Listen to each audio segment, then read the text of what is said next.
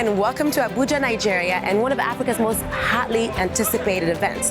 Afreximbank's annual meetings are regarded as the biggest and most important gathering of their kind anywhere in Africa. And in this, its 32nd year, it's bigger than ever before. More than 4,000 delegates are gathering here, coming from all across Africa and beyond, bringing you the biggest names and the brightest minds in African trade, politics, business, culture, and more. You can be a master of your destiny, but there's a lot more work to do. Each year, in this amazing coming together of minds, the latest ideas designed to transform African trade are proposed and debated, and key decision makers meet to thrash out the solutions. And this year, the event has come back to where it all started, 3 decades ago, Nigeria. I'm Hanan Farjani, and for the next 4 days, I've got an Access All Areas pass to take you right into the heart of proceedings. Bringing you all the highlights. Everybody put your hands up. One time, y'all, come on. I see the spirit of Africa reigniting. The behind-the-scenes conversations. It is only when we work together that we prosper together. And meeting the people behind world-changing decisions. You have to come and contribute. You have to come and play. You can't just be a spectator in this incredible story that is unfolding. From dealing with Trump's trade tariffs to the latest innovations in technology and investment, and how Africa can continue to forge its path to prosperity in today's volatile global economy. We live in an era of uncertainty, and support is no longer certain.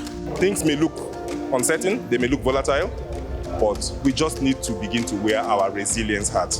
The world has to pay more attention to Africa because the weight of Africa in the world will increase in the coming decades. It's also President Orama's final year at the helm of Afreximbank, where he's much loved for his transformative vision and leadership. He is the architect of modern Pan-Africanism. When it comes to African trade, this is the place to be. Welcome to the Afreximbank Annual Meetings 2025.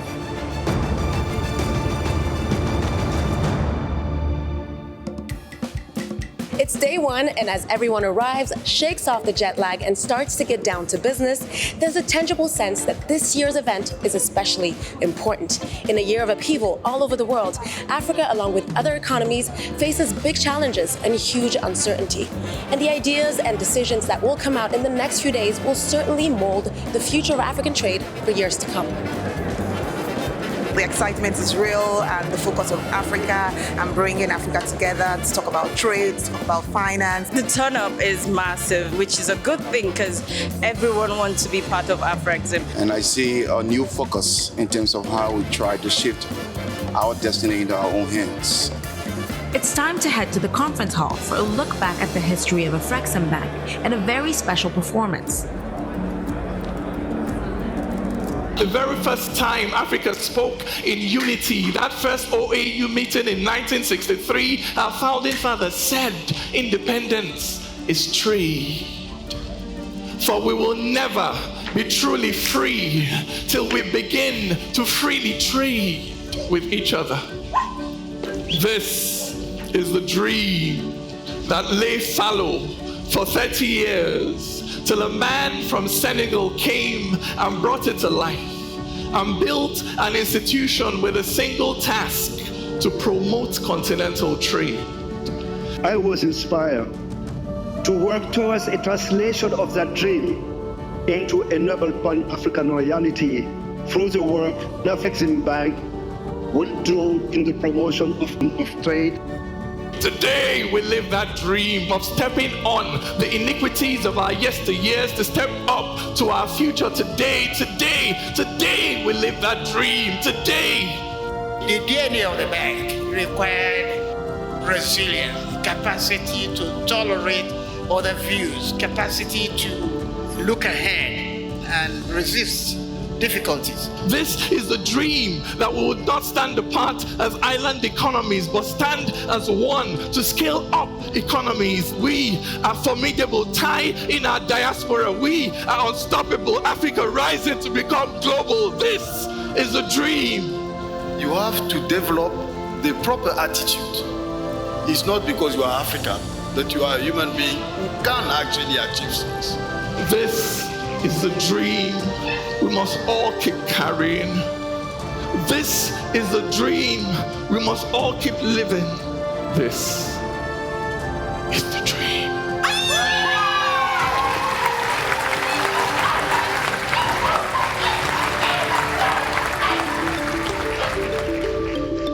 These annual meetings have become pivotal in generating ideas, shaping policy design, and changing the narrative.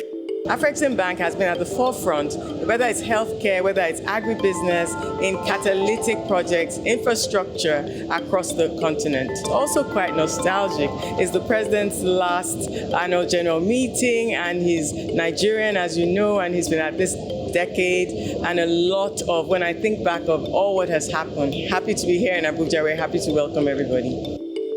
The bank has come a long way on its mission to create African prosperity. I wanted to speak to someone who was there right from day one. I'm now here with Kabina Kumara. He's former Prime Minister of Guinea. He's one of the chairman of the Global Fairness Foundation. But first and foremost, he is one of the founding fathers of Afreximbank. So he has seen the very beginning of this project when it was just an idea, like the genesis of the story. And we're so happy to have him with us. How are you doing today? Okay, I'm fine. In fact, I'm very proud. For the first time in history, Africa was about to set up a commercial bank funded by African states with a vision to develop intra-African trade and African export. The bank is promoting trade among African countries, but you cannot trade without developing infrastructure, without developing products, industrial products, without developing human capital, without developing energy. The theme this year is resilience. Can you speak to this resilience of African markets and the continent in general? Yes, you know, sometimes crises are very useful. It helps you to revisit where you are coming, what are the capacity you have to the inside to develop. So resilience is exactly what Africa has been facing. We must find a way to produce locally, to have some kind of sovereignty so that we can produce among ourselves, trade among ourselves, and unite our force. But to achieve that objective, we must unite our policies, be very selective, and be forward-thinking. We must have a strategy, but implement also our strategy. It's amazing how quickly the bank has grown and how much it has achieved. And the initial goal for Africa to forge its own path to prosperity is the topic of the next session up on stage, exploring how African trade is central to the continent's continued development. Trade is an integral part of economic development, but I think the opportunities that are challenges and opportunities facing us now require us to not only see trade as a route for economic expansion, but one that allows us to realize structural transformation and economic diversification in our economies. This is an opportunity for Africa to move towards deeper economic integration. We must speak with one voice. We have the opportunity now to sit at the table and say, this is the African proposal on the structure of a future global economic architecture. By 2100, Africa's population could reach 10 times the size of Europe. We have a market as big as India, as big as China. We are well poised to be globally competitive as a continent. Clearly, the world has to pay more attention to Africa because the weight of Africa in the world will increase in the coming decades. Can you imagine if the exports from that 1.5, let's say 1 billion, fueled the rest of the world? If that were a strategic objective that Africa had, it would make Africa a partner that you can't live without that partner. To be able to generate revenue and profits by tapping into the fastest growing market in the world, that is where the magic happens. We can come together as Africans to drive an agenda for development that is African-led, African-determined, and African-financed. If you come together and you concretize that common market and that one voice moving forward. You wouldn't agree on everything, but you recognize the geopolitical fragmentation in some spaces, the geopolitical coalescing in other spaces requires us, Africa, the Caribbean, to act differently. Thank you all very much indeed. Thank you.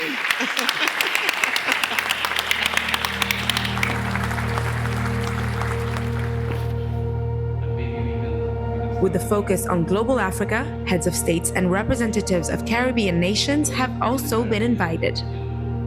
That wider African family is very much in evidence. Right now on stage, we have leaders from across Africa and the Caribbean. This relationship, in my estimation, really starts to uncover what our foreparents meant for this to be. If we have all these cultural affiliations like we do, same skin, same color, same mentality, came from the same motherland, then it's profoundly illogical that we haven't developed solid trade routes over the years.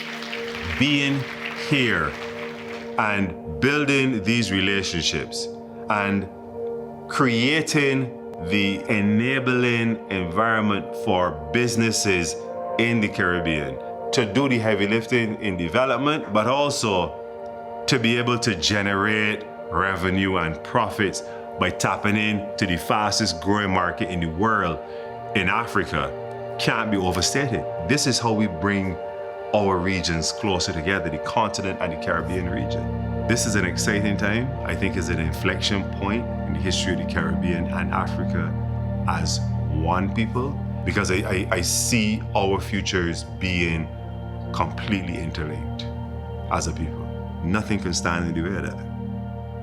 I encourage all of us to do our part in whatever area we are to make sure that this goes to where our people always wanted it, an integrated people working for itself for the benefit of all. Thank you very much.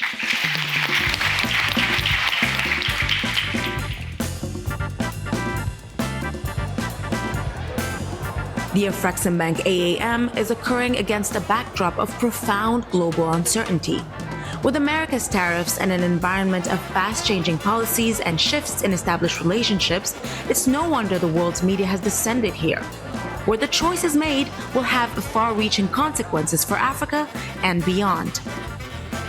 For us in Africa, the volatility is concerning, but I think we are ready. It calls for self-confidence, the ability to know that you can utilize the talents you have, the potentials you have, and just bring them together to respond. Yeah, I think the availability of capital has always been a problem for companies in Africa. There is a collaboration between the private sector and government to try to see how the problem of capital flows are sorted. It's about time we start not only just walking the talk, but actually demonstrating that when we do get involved, great things actually happen.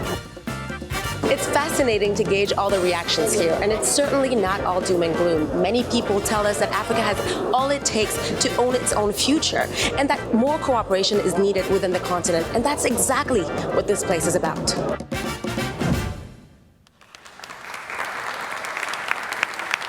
It is a privilege to address this distinguished audience this morning.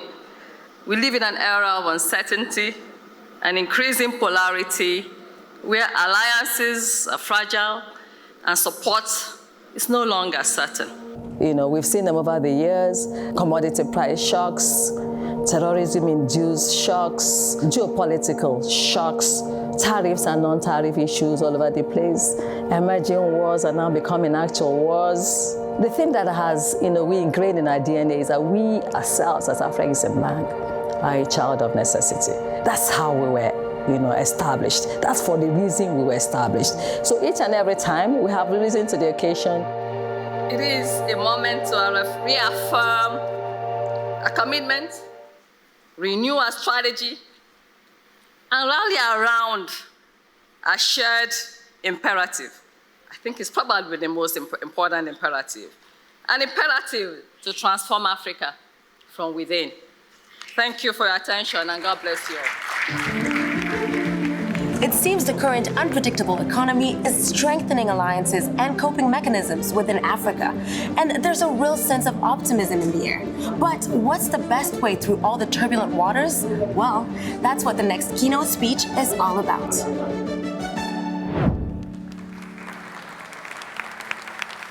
I want you to welcome the distinguished fellow from the Asia Research Institute, Dr. Kishore Mahbubani.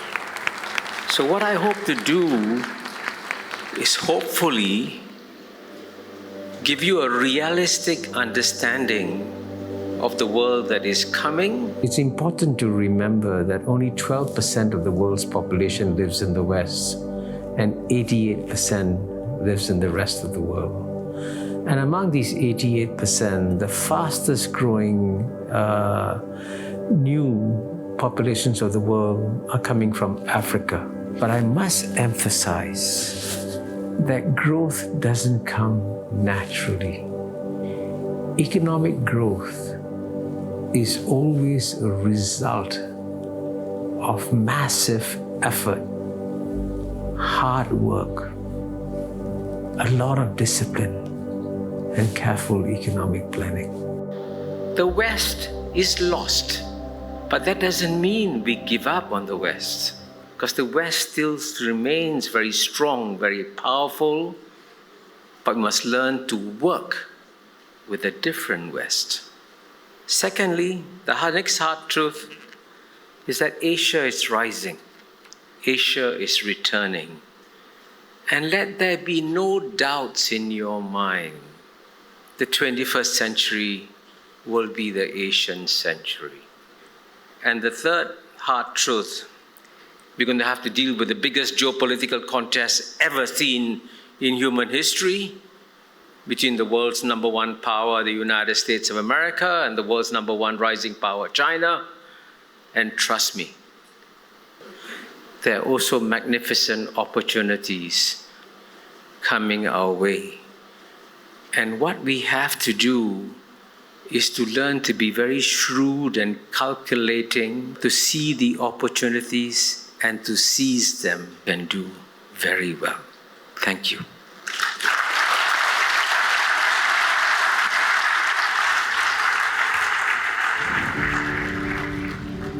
In an uncertain world, Africa must also confront outdated perceptions of risk.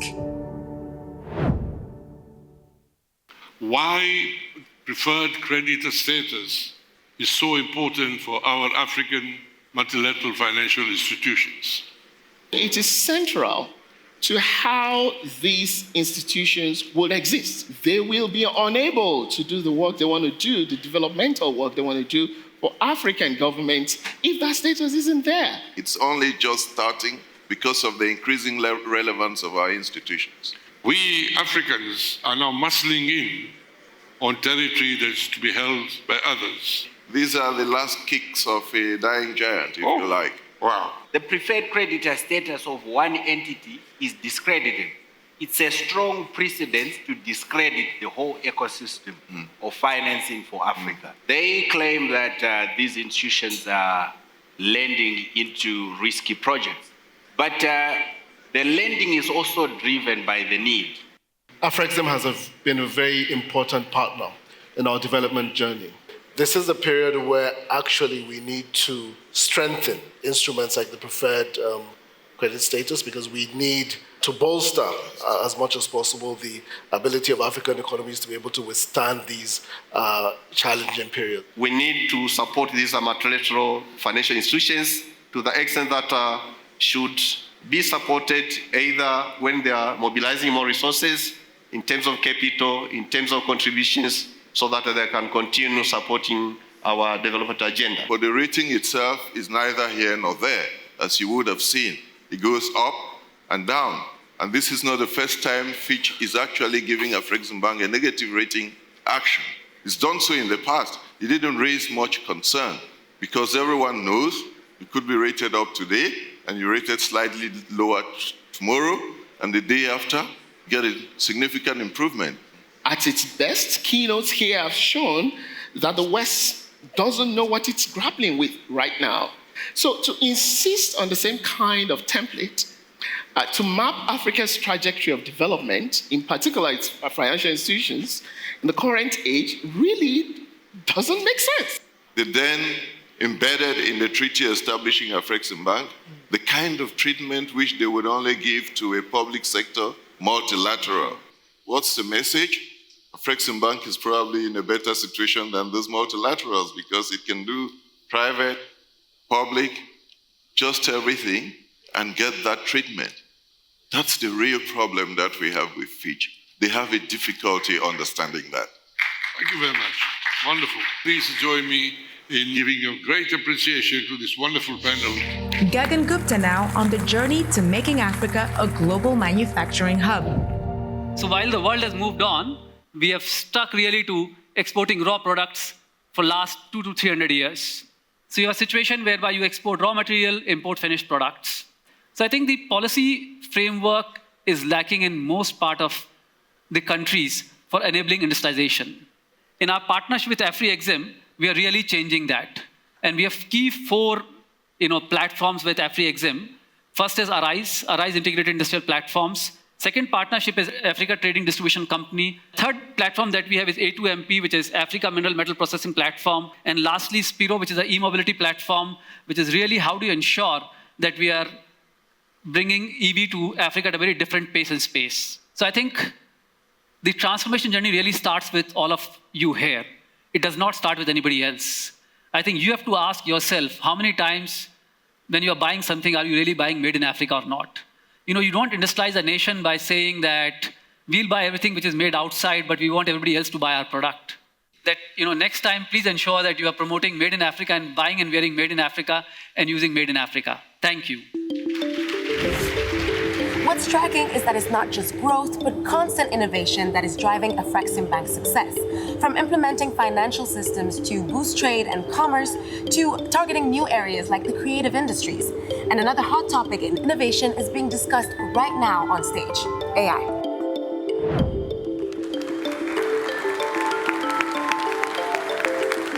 Gentlemen, thank you so much for joining me for this conversation. You've probably seen it all when it comes to emerging technologies, AI, when it comes to agriculture. From what you observed, what have been the most effective innovations? Technology is why 70% or more of Africans are involved in agriculture, and yet we are not able to feed ourselves. And in America and the likes, only 4% are involved in agricultural production.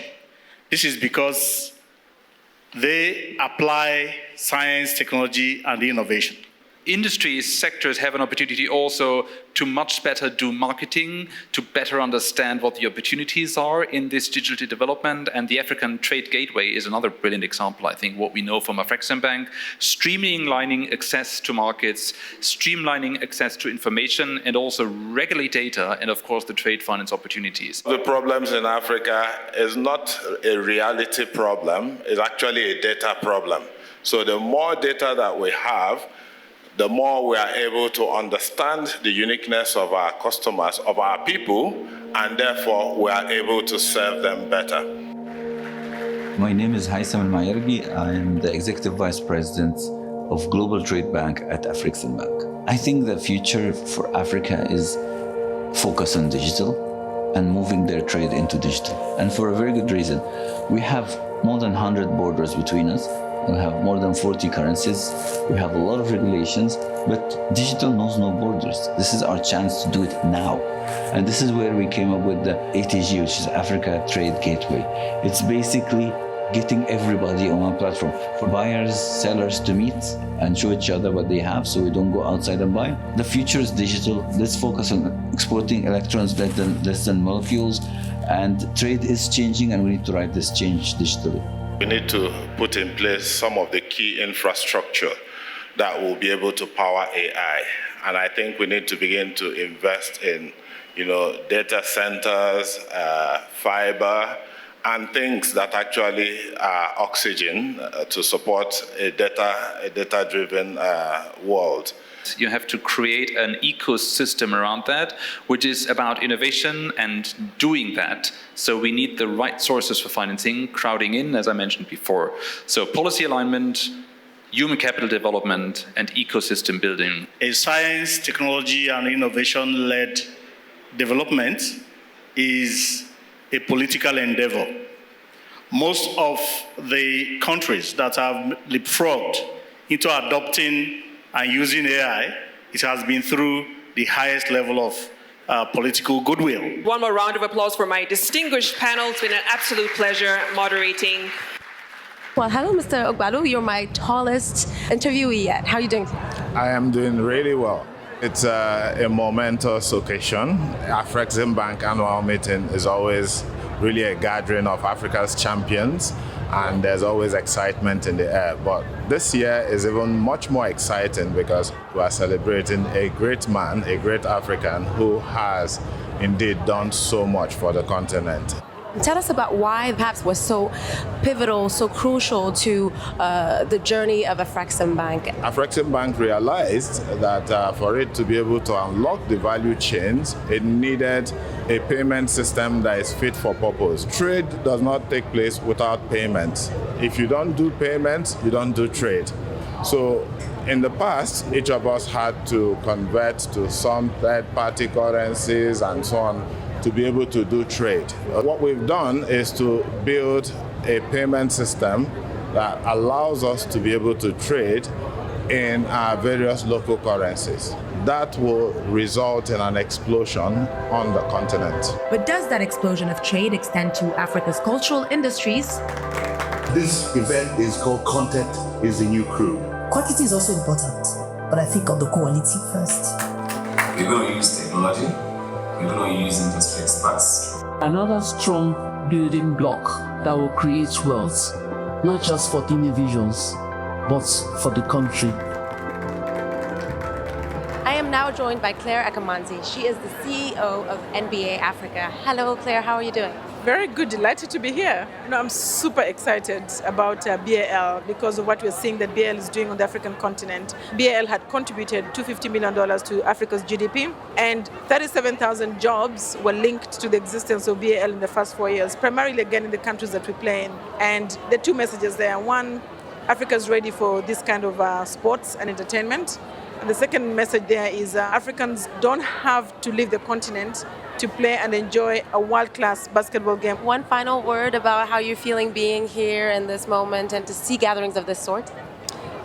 Being in this conference, for me, is very energizing and brings a lot of optimism about the continent. There have been honest discussions around what are the challenges to getting where we are. There's been acknowledgement about the fact that Africa has talent and resources in many industries, but even in sports. There's been an acknowledgement that there is need for that talent to stay on the continent and to produce the best of what the world can consume from the continent. If we talk collectively and we act collectively, I would say Africa has a really bright future. Innovation is clearly right at the heart of Africa's transformation. Everyone here is looking to the future, and that's where we're going next.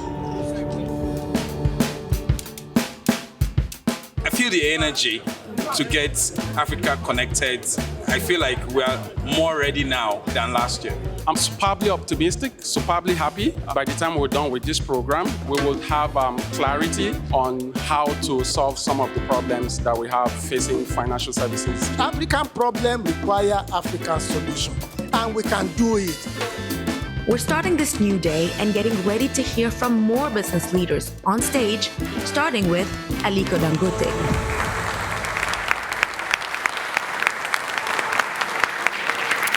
And every time I see you, there's more happening, and you are revolutionizing so many things across the value chain. But I want to quickly start with our topic.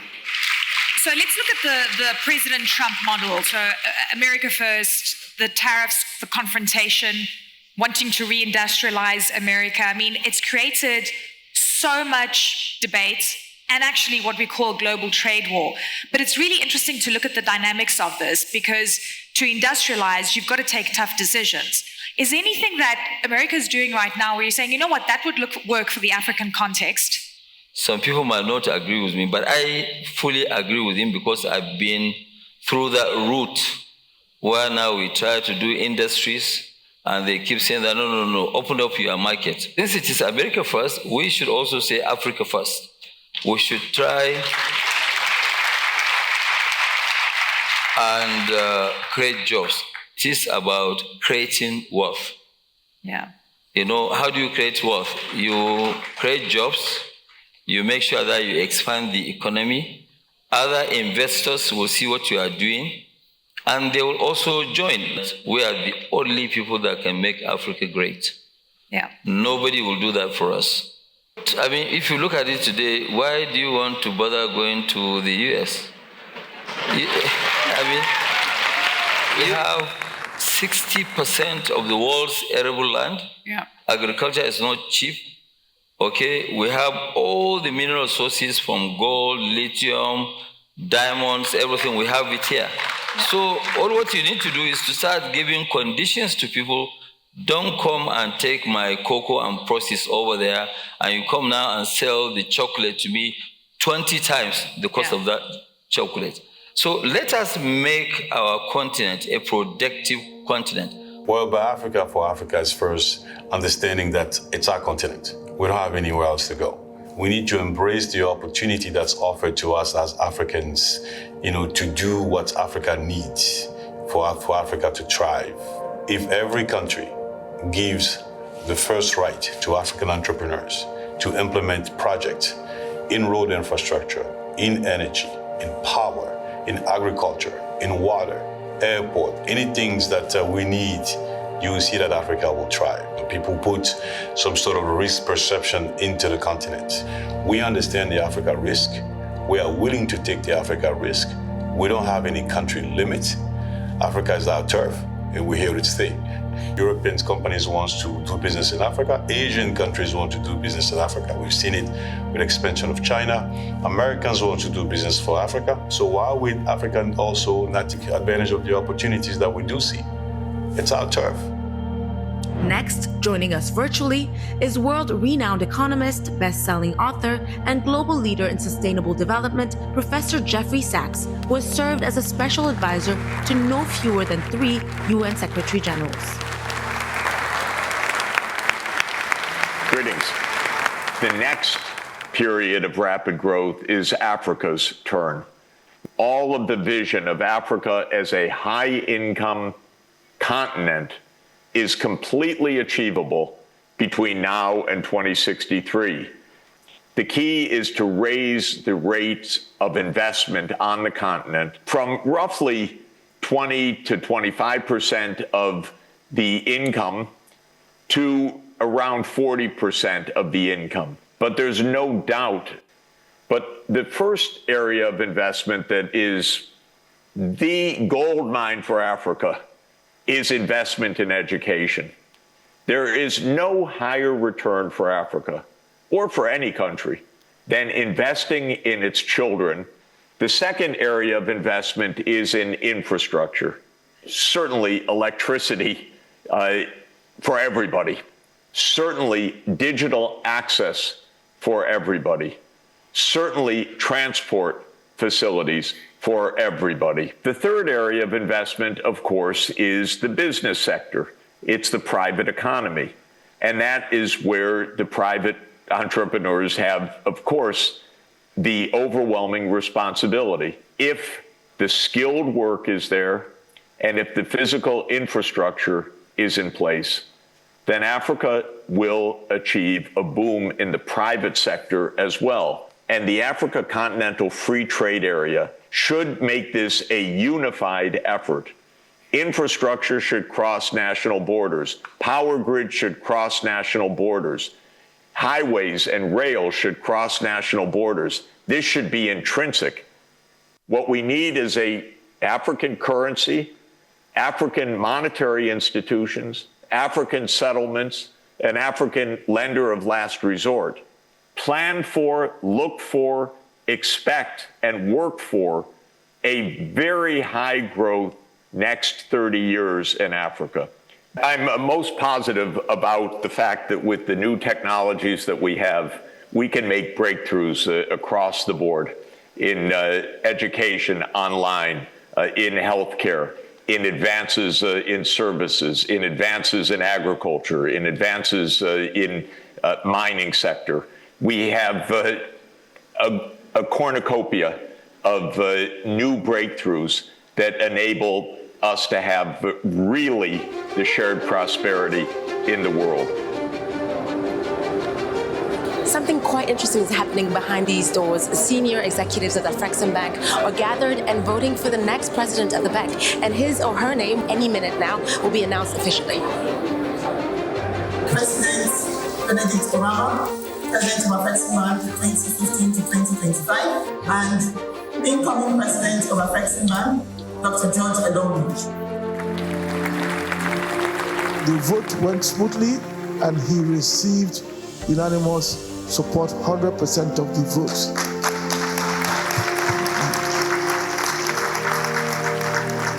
And that is it. The new president of Afreximbank has officially been announced. Dr. George Elomouji is a former executive vice president with the bank, and he's now stepping in as president, with the baton being passed from Nigeria to Cameroon. I feel really, really excited. I'm pleased that the person who's taken over from me has been part of the Afreximbank journey for the past 29 years. So he understands all the issues and he has the courage to continue with what the bank is doing. And also bring his own perspectives as he does that. And there was another exciting announcement to come. This is truly a milestone in Africa's financial journey. It is the PAPS card launch. The PAPS card not only reduces costs and streamlines payments, but also ensures that our data, very important, and the value remains within Africa's borders. Now, welcome, ladies and gentlemen, to the future of payment. Made in Africa, by Africa, for Africa. With the conference building to a climax, it's time for President Orama's final address. I made a solemn promise to shareholders to, and I quote, to deliver a solid bank that will be a leader among its peers in all measures of financial performance. I stand before you most pleased and fulfilled that I kept my promises. We have collectively over the past decade built a solid financial institution that is good for global Africa. Total assets and guarantees grew more than 8-fold between September 2015 and April 2025 to reach $43.5 billion. Total revenues also rose 7-fold, reaching $3.24 billion from $408 million in 2015. Net income amounted to about $1 billion last year, about 700% increase from the level of $125 million in 2015. Internal capital generation and very strong support from shareholders through significant additional equity investments saw shareholders' funds rise from about $1 billion in September 2015 to $7.5 billion in April 2025.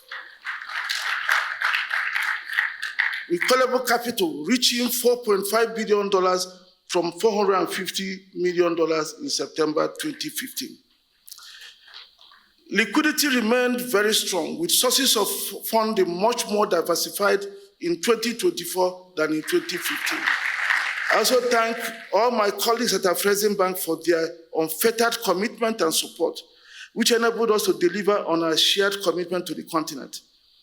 When I took office, I told you we are all joint mandated lead arrangers. So as joint mandated lead arrangers, we have made significant personal sacrifices for the bank and our continent. I thank you and your families for all the sacrifices and support you've given to me, to the bank, and to the continent. My wife, my record of Jibeda, was the tree that made the forest in the past 10 years. I'm pleased I can now say to all of them, my children and my wife, that they can now have their father and husband back.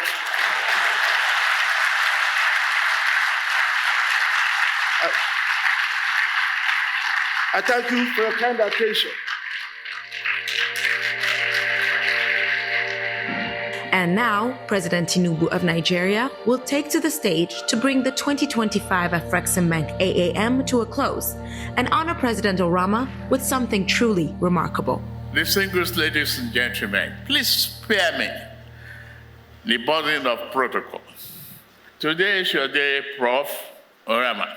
Listening to the account and the report rendered eloquently by you, its decade of leadership saw the bank champions Africa's pandemic response, drive industrialization, support the African Free Trade Area, and the continent's creative economy.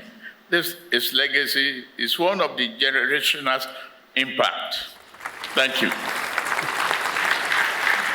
Nigeria has proudly benefited from over $52 billion in support directed into energy, agriculture, infrastructure, manufacturing, healthcare, and creative industries. Flagship projects such as Dangote and Bua refineries, the African Medical Center of Excellence, and the African Quality Assurance Center embody confidence in Nigeria, in Nigeria's future and Africa's potential.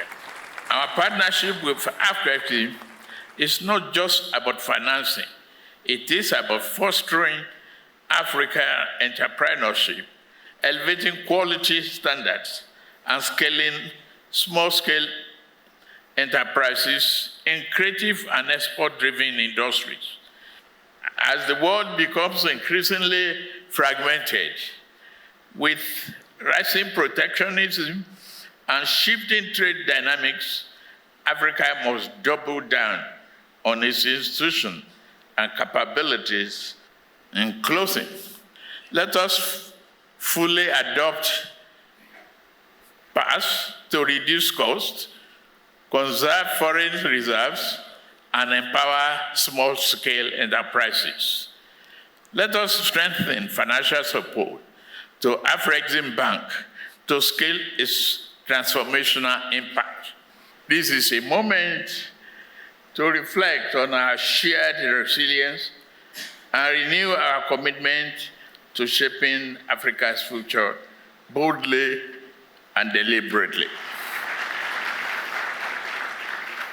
I have the honor and privilege to recognize you, the outstanding contribution of Professor Benedict Orama, by conferring you with one of Nigeria's highest honors, the Grand Commander of the Order of Niger.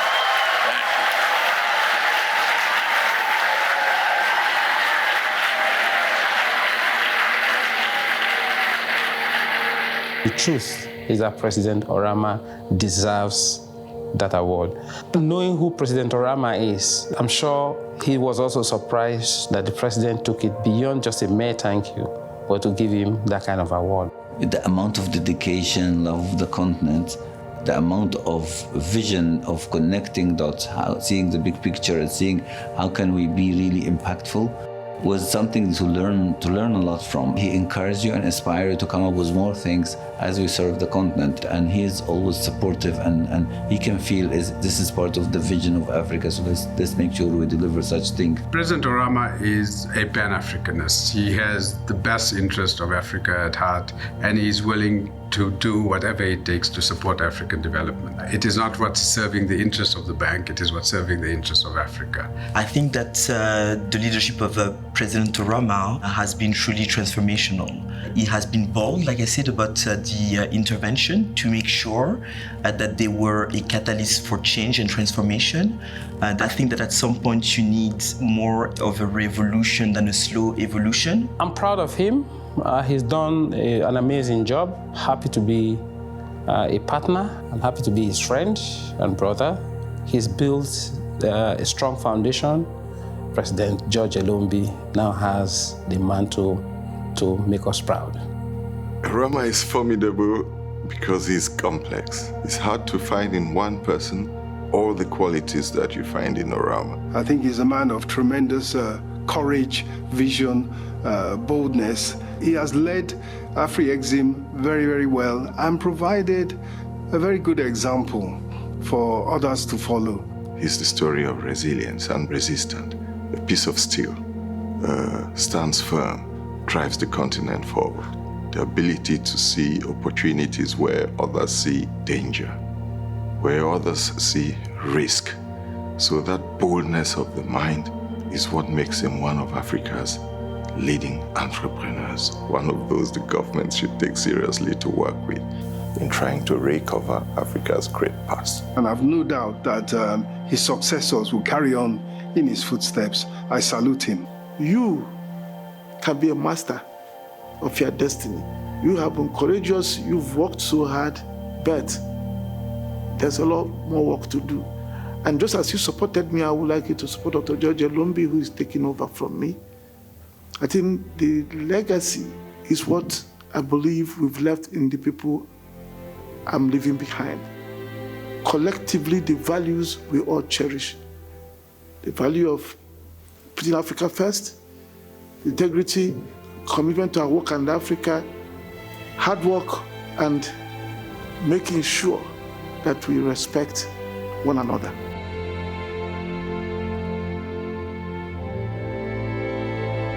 With formal proceedings coming to an end, it's now time to celebrate. And as you can see, celebrations are already in full swing.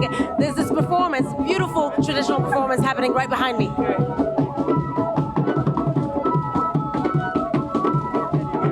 Please make some noise as you make welcome David O.